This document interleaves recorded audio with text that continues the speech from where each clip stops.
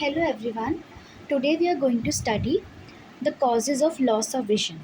So loss of vision can be classified into two types: sudden loss of vision and gradual loss of vision.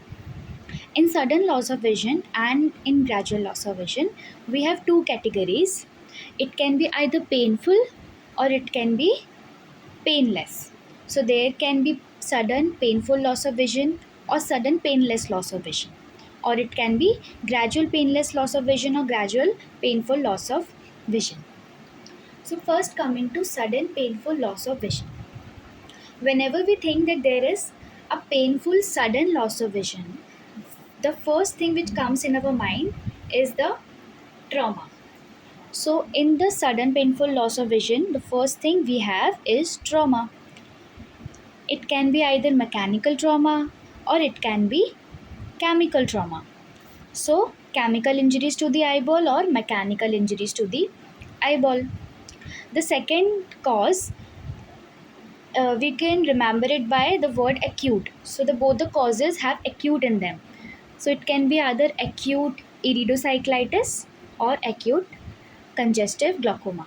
Acute congestive glaucoma and acute iridocyclitis. These are the causes of sudden painful loss of vision. The second is sudden painless loss of vision. In sudden painless loss of vision, we can remember all the causes by just remembering one word, which is retina. So, all the things are happening in the retina. The first thing which will come is the central retinal artery occlusion, and the second would be the central retinal vein occlusion. Third would be the retinal detachment, and the fourth one would be massive vitreous hemorrhage. Central retinal artery occlusion. The second is central retinal vein occlusion, and the third would be retinal detachment, and the fourth would be massive vitreous hemorrhage. These are the causes of sudden painless loss of vision.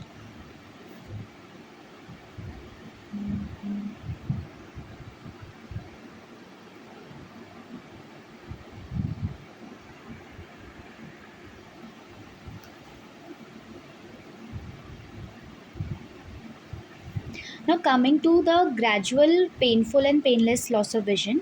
In gradual painful loss of vision, we have two types. Just like in sudden painful loss of vision, it will be chronic iridocyclitis, and the second would be chronic ulceration.